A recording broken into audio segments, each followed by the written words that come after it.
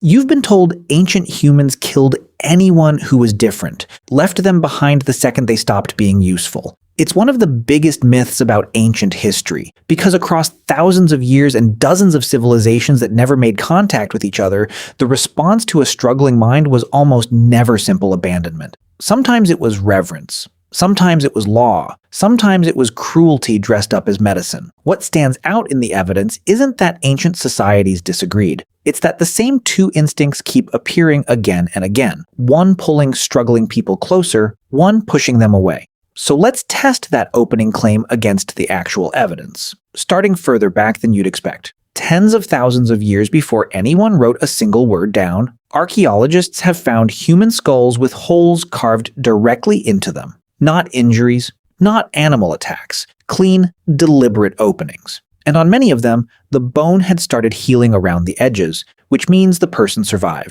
They lived afterward, walking around with a hole in their own skull that their body had partly sealed back over. Historians still argue about exactly why this was done. Some cases look linked to head trauma, some to ritual, and some, researchers believe, were attempts to treat exactly the kind of affliction we're talking about tonight. Seizures, violent episodes, a mind that had stopped behaving the way everyone else's did. Only later did anyone give this practice a name: trepanation. And here's what should actually stop you for a second. This wasn't confined to one place. Strikingly similar versions of it turn up in ancient Peru, ancient Greece, medieval Europe, and parts of sub-Saharan Africa, cultures with zero contact with each other, each apparently reaching for some version of the same drastic idea on their own. So, if the very earliest response to a broken mind involved a rock and a hole in the skull, how does a society move from that toward anything resembling compassion? Ancient Mesopotamia gives us the next piece, and it flips the entire framework from surgery to religion. In Babylon and Assyria, a troubled mind wasn't a medical problem.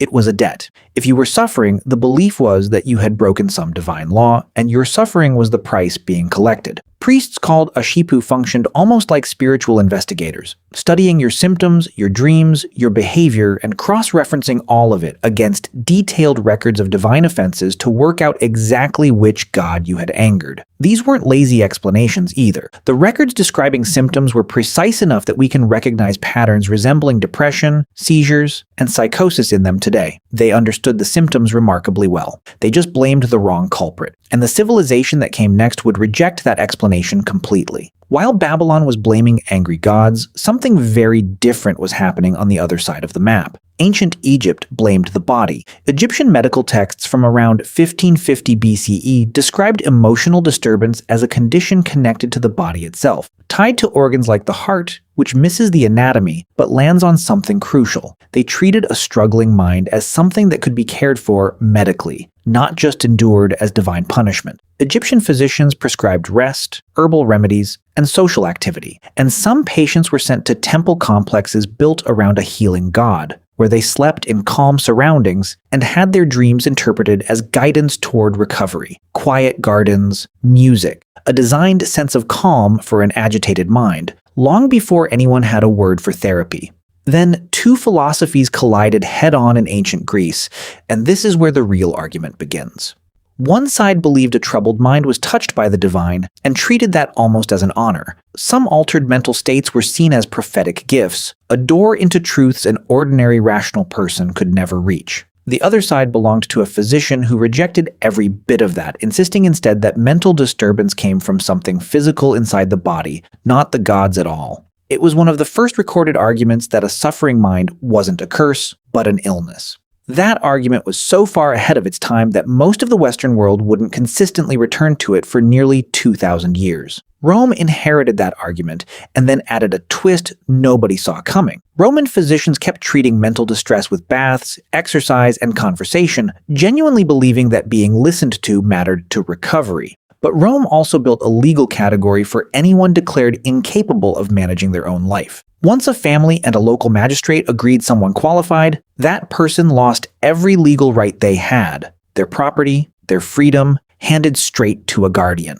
For someone truly struggling, that could be protection. But picture the other version of that same law. A wealthy Roman family, an inconvenient relative, a fortune waiting to be inherited, and a magistrate who didn't need much convincing. The law couldn't tell the difference between genuine illness and a convenient accusation. The exact same legal tool built to protect the vulnerable could just as easily be turned into a weapon against them. So does it get better from there, or worse? This is where the story stops being predictable. Medieval Christian Europe is remembered almost entirely for believing troubled minds were possessed and treating exorcism as legitimate medicine. That part is true. But at the very same moment, something extraordinary was happening less than 1,000 miles away. In Baghdad in the 8th century and Cairo in the 9th, the Islamic world built what are now considered among the earliest known hospitals in history, built specifically for the mentally ill. These weren't prisons. Records describe running water, gardens, music, and physicians treating patients as people recovering from illness.